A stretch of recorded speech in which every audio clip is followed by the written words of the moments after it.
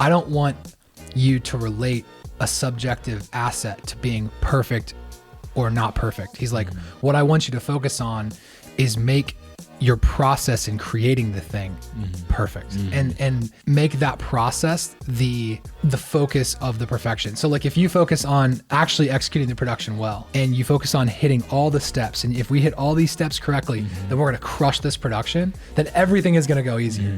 But if you just try and kind of like custom mold it every single time and you try and just do it unique and special and different every single time, dude, like you're never going to be able to scale. People will never be able to predict what you do. Your clients aren't going to know what's coming next. So they're going to be asking you questions. And when they're asking you questions and they're concerned about like, where are you showing up? When are you showing up? Like those are all, that's not good. All right, guys, what's up? Welcome back to the Wealthy Creative Show. I'm your host, Landon Rhodes. And I'm AJ Cruz. And we are talking about 3 hacks to close more video deals today. So I'm super excited about this because we talk a lot about content for we've talked a lot so far about content for beginners, but this is for everybody. Yeah. This is for anybody that wants to close more deals, which I'm sure like you've probably felt this. I've felt this before. There's so many times where like, oh man, I could have closed that deal. Like that was within my power to close, but I didn't close it. Yeah. So number 1 that I've got here is you do not have a sales problem. You have an opportunity problem. So explain. Right off the gate, we're not even addressing the close. So a lot of creatives, they think like, okay, I'm not making enough money, so therefore I have a closing problem. That is not true. A lot of times what they actually have is opportunity volume problems, meaning like they're not having enough qualified conversations with people who can pay them money that they want to work with every single month. So I've now personally interviewed well over 200 creatives. And so one of the questions that we always ask, like when we're about to like consult somebody, is how many appointments did you have in the last month? Yeah. So like how many qualified discovery meetings do you have in the last month? And without hesitation, almost every single time it's 1 to 2. In the last month? 2 to 3, Okay. 1 to 2, 2 to 3, 3 to 4. Okay. So it's anywhere between like 1 and 4. So just think about that. If you're only having 1 qualified conversation per week, and you close at 30%, you're maybe, if you're lucky, getting 1 deal closed a month. But then it's always like, oh yeah, but I got these retainer clients coming in. I've got this coming in. And so it's really interesting because there's a level that I think people get to where they're comfortable making a certain amount of money. But then when they think about like, okay, how can I get to that next level and close more video deals? Like they always think like, oh, it's because I'm not doing something right with my videos, or my videos aren't good enough, or maybe it's something with my sales process, how I'm presenting, which is definitely something we'll get into. Totally. But that always like really surprises me when I see. It doesn't surprise me from a context of like why they're not succeeding, but it surprises me that they're not more aware of the fact that the lack of volume of opportunities is actually the core issue. Totally. So like they're almost not, okay, so they're not delusional to it, but they're almost like completely unaware of the fact that like the things that they're worrying about are not the things that are affecting how many opportunities are coming through the door. Exactly. Okay. They're like looking at the symptoms instead of the root cause. Yeah. So the symptom, I'm not making the kind of money I want to make. Yep. They think that means my videos aren't good enough. People are cheap. I need to get a new camera. I need to get a new camera. Yeah. If I had a better camera, I would make more money. Like it's all a lie, right? Yeah. Unless you're shooting on literally like an iPhone, right? But even shooting on an A6300 with a gimbal, and some decent lens, like you can make okay content with that can make money. I would never suggest someone like that make that their goal in life to shoot on that. But my whole point with that is that rarely it's your gear that's holding you back from making more money in your video business. Rarely is it your tech that's holding you back. And once you get to a certain threshold of even just like we're shooting on like an FX3, this is a Canon R5. All right. So get it right. So those cameras though can make tens of thousands of dollars per project, no questions asked. Totally.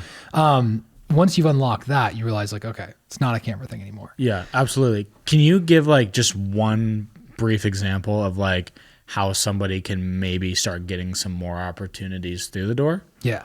So the three hacks to closing more video deals we talked about. Number one is you don't have a sales problem. It's more like you have an opportunity problem. Yes.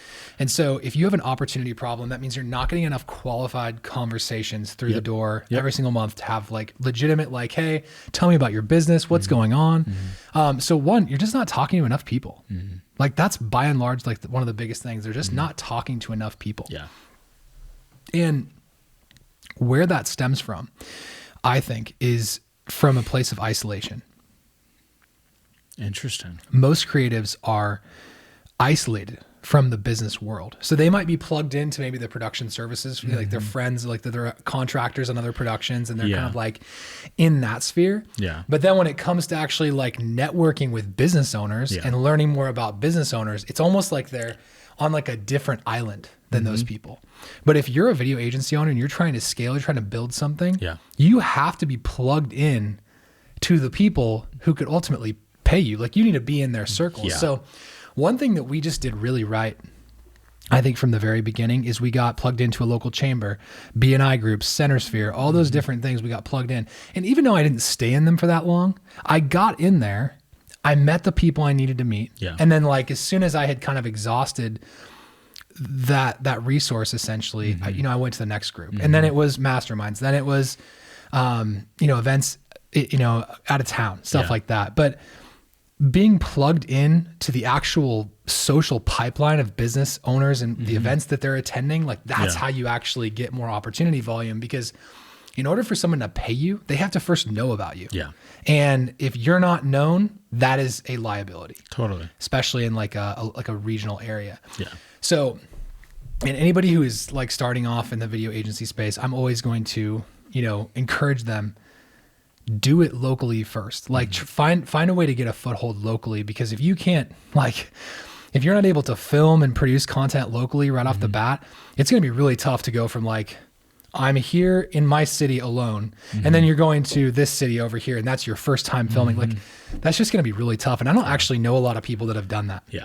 Like where they've set out and like, oh, okay, I'm going to be a video agency owner. And then they immediately start getting clients like immediately out of state. And that's their core client base is, one, that's a lot of travel, a lot of time, a lot of expense. Two, you're disconnected. You're not like in the same city. So like you have different interests. Like there's a lot going on there. So be plugged in to the social sphere of where business owners are at. That's like the hack number one. Awesome. I think that people will really be able to take advantage of that. That's awesome. What's number two? All right. Proven process document. So this is like probably totally off the wall for a lot of people, but so I had a meeting with this guy who runs a $25 million IT firm. And I asked him like, well, so you guys are in the service business. Technically video can be considered like a service business. So I asked him, I'm like, all right, what made you guys so successful? Like, how did you scale this thing so big? Like, what did you do? Because they have a lot of overhead. They have a lot of staff. They have a lot of hyper technical people. You have full stack developers. You have server, and like they have tons of really complicated stuff. Way more complicated than even video. And yet they were building this massive business and they were helping all these companies. So I asked him like, how did you simplify this so clients can understand it and like sell it? And again, where did this come from? This came from me being plugged in to the social sphere of where business owners were at in my city. So I met this guy, went to his office, interviewed him. It wasn't like a podcast or anything. I just sat down with him and bought him lunch, bought him sushi. And I just asked him questions. And he said, we created what's called a proven process document. And what that is essentially is a step-by-step formula that helps you explain to the client and helps the client understand how you get from point A to point B and what you can do every single time to make that process perfect. So for example, video is subjective, right? Like when a video is produced, it is a subjective thing. But what is not subjective is processes being followed. So like showing up on time, not subjective. Filming the right amount of content, like the right volume of content, not subjective. Making sure that the deliverables match what the client was looking for and the questions were asked appropriately, not subjective. Right? So those are all objective things that can be quantified and they can be systemized and processed out.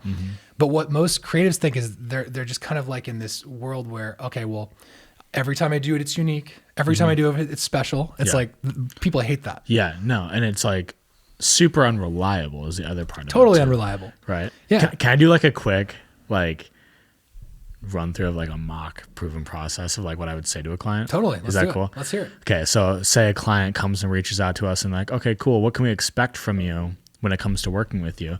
The first thing I would say is, well, we're going to start off with a contract and an invoice because we can't start working with you without obviously getting things down on paper. Yeah. And then we'll get you your deposit. We'll put you guys on our calendar. And then from then on, as far as communication goes, you can expect us to reach out 6 months out from your event, 3 months out from your event, 1 month out from your event, and then we'll do a final meeting about 2 or 3 weeks out from your event to make sure that all the details are finalized. We'll show up to the shoot. We'll do audio of the full speaking event, and we'll also film the event from 3 different angles. After that, we'll back everything up. It takes 8 to 10 weeks to turn everything around, and then you'll get everything with version 1 done. And then we'll get the next edits 48 hours later or whatever. Right? Yeah. So it's like... Boom, so what did that just do? It just laid out a clear roadmap. It's a roadmap. Yeah. It's exactly right. Like it's like clear and obvious. Yeah. They know where they are in the process. So like if they're in the starting line, they need to know they're in the starting line. Yeah. If they're in bullet number 3 or milestone number 3, they need to know where they are. Yeah.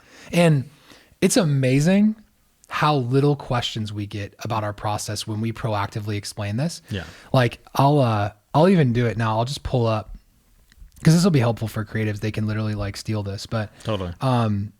I'll just pull up literally one of our proposals that I'm literally sitting right here. I'll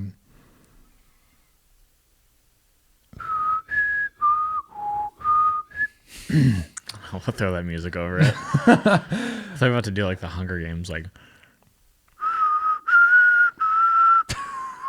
This is gonna turn into the eagle thing again.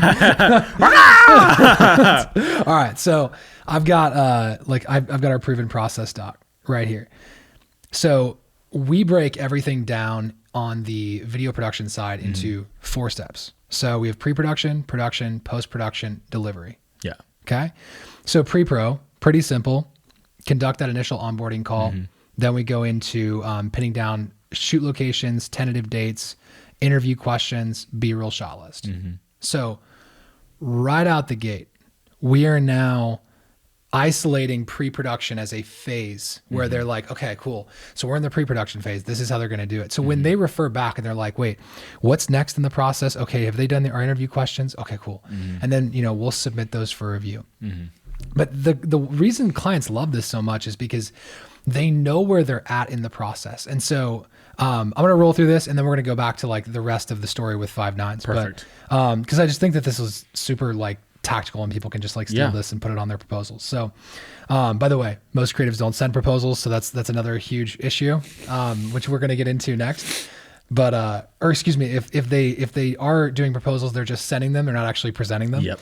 We'll talk about that in a second. So production, prepare the interview set, coach the interviewees, conduct the interviews, film the secondary B-roll footage. Post-production, back up the footage to a cloud, or back up footage to server and cloud to show them that we're double backing our stuff. It's not just going on a hard drive. Yep. It's actually going in the cloud, so it's protected.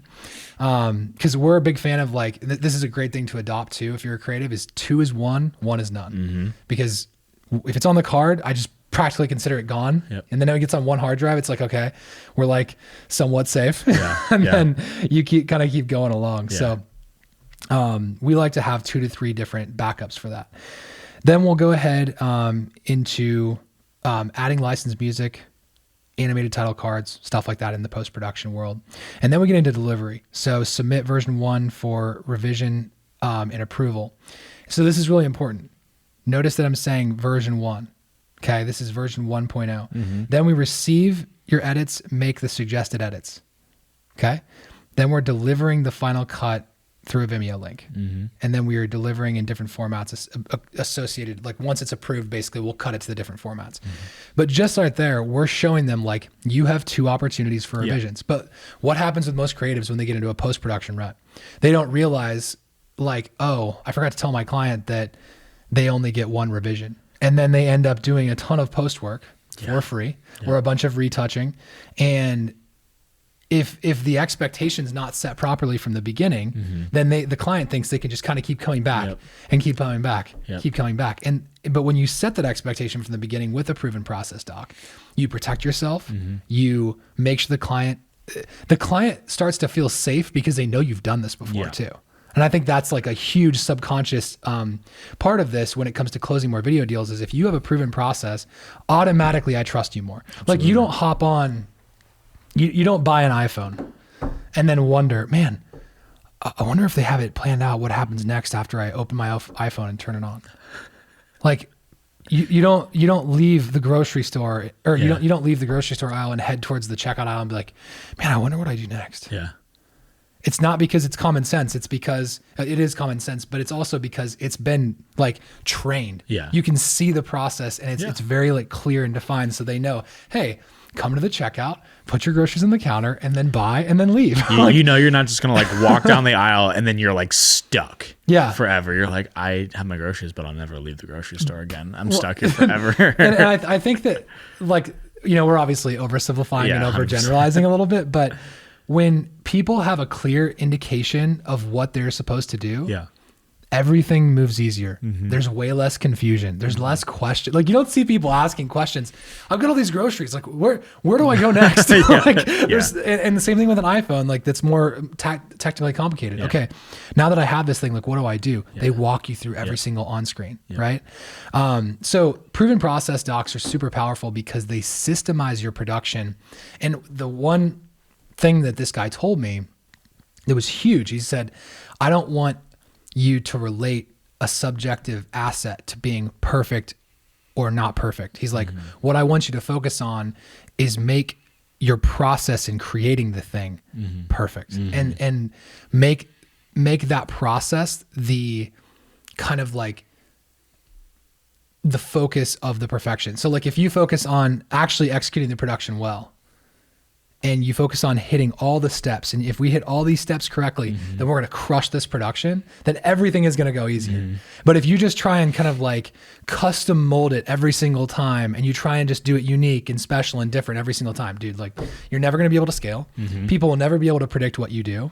Your clients aren't going to know what's coming next. So they're going to be asking you questions. And when they're asking you questions and they're concerned about like, where are you showing up? When are you showing up? Like those are all, that's not good because they are now, and this is, you know, truly like after the sale happens, but you're showing them this process in advance when you're selling. Absolutely. And so, I think we've beat this one up, but proven process documents help the client feel safe and make them know that this person has done this before and I can trust them to get the job done. Absolutely. Awesome, man. Yeah. What's number 3?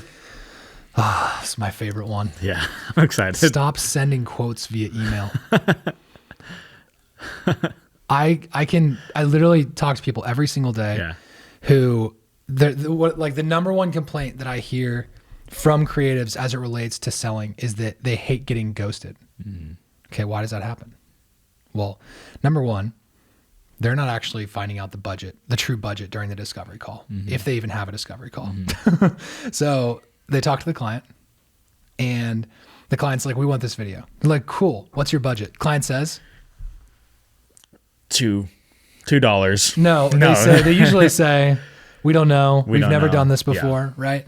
And so when they say, we don't know, we've never done this before, you tell us what the budget is. Okay. So what they've done is they've just now deferred answering your budgetary question. Right. And so now the ball is back in your court. They actually have a number in mind, whether they've consciously thought about it or subconsciously, they have a number because if they get the wrong number back, they're going to say no. Right. We all have that. We all have that limit, but a lot of creatives don't push to actually identify that range. And so that's the first issue. And then the second issue is they go through, some creatives will go through a lot of work of actually putting a really nice pitch deck together, a nice proposal. Not everybody, but some people will. And they'll put it all together. They'll put the presentation together and be like, man, like hope and a prayer, send it out. And like they just fire it out over email and hope they get a yes back. And then what happens? They get ghosted. Crickets. Yeah. And why does that happen? I feel like it's a lot of information all in one go, especially if you're putting together a really nice proposal. And it hasn't been clarified when they are to make a decision, how they're to make a decision. And they're essentially like being presented with a yes/no option. And so when you send somebody one number over an email and it's in even if it's in a nice deck, you're essentially saying like, take it or leave it. That's it. And of course, there's this inherent thought that a creative might have as they're sending that out of like, oh, well, if they want to negotiate, they'll just hit me back on an email. But like, that's not often how it works. So that's why I always tell people stop sending quotes over email. Start presenting your presentations to your client. And so that way you can address any of their concerns or questions during the presentation call. If you do this, you'll be able to walk them through step by step. So let's say that you get to like one of the pieces of you're doing for strategy for like a top of funnel video. And they're like, we don't really like that one. Holy crap. Like if they see that as like one of the top videos that you're going to produce for them, they don't like that concept. They're now feeling trapped that they have to buy that thing from you. And of course, like you could say, oh, Landon, but they would just hit me back on an email. They would just say this, but again, it's friction, right? How do you make it easier for the customer to say yes? So they would say, okay, well, we don't really like this concept for this top of funnel video. Okay, cool. So if you don't like that concept, what we can do is we can actually switch that out for something pretty similar. What exactly did you have in mind? Oh, I think it'd be cool if we did this. Okay, great. We can do that. And just from doing enough of these videos, I can tell you that that's actually going to be within the really similar budget range. So is that a concern anymore? No, not a concern. We just handled that objection and we haven't even gotten to the price yet because you're in the process of presenting it out. But imagine the difference of if you just fire that quote over versus what I just did. Yeah. You're able to address all their concerns. You can address it right away, or a proven process. Hey, what if we don't like the music on the video? Awesome. Again, what are they going to do? Hit you back in a bunch of emails? So now you're you're texting with your client trying to figure out a deal? No. Yeah. If you don't like what we'll do is we'll send over three different sound clips at a time, see which one you like. If you don't like any of them, we'll send over 3 more. And then essentially we'll find something that you like and then create, some options. But like, I just think of all the things, so much of communication is also nonverbal and non-written. So I think about all the different times where like there's going to be communication lost if you don't talk to the client about the deal. To recap what we've got, 3 hacks to close more video deals. Number 1, understand that you most likely don't have a sales problem. You actually have an opportunity volume problem, and you're probably not talking to enough people. Because if you have a 30% close rate and you talk to 3 people a month, you close one deal. That's not enough to continue to sustain and grow your business. So you need to talk to more people and get more qualified opportunities so that you can grow. Absolutely. Number 2, you need a proven process document inside of your proposals that shows people step by step how you help people and how you get them from point A to point B. Okay. Number 3 is to stop sending quotes over email, because if you send quotes over email, there's so much left to question with the client. And also, this is another thing I didn't even mention earlier, but if you do this and you send them the email and you want to talk to them again and see, hey, where are we at with this email? And now you're chasing. Now you're chasing them the whole time instead of just saying, hey, we're going to present this. And then what we're going to do is we're going to schedule a next steps call for us to all just, get all our questions answered and asked and taken care of. So think about the difference of, I'm going to fire you out an email, hope for the best, versus I present the proposal. And then we hop on a next steps call in a week. Night and day difference. So those 3 things help your video business grow. Awesome. We'll see you guys in the next episode. Bye. Bye.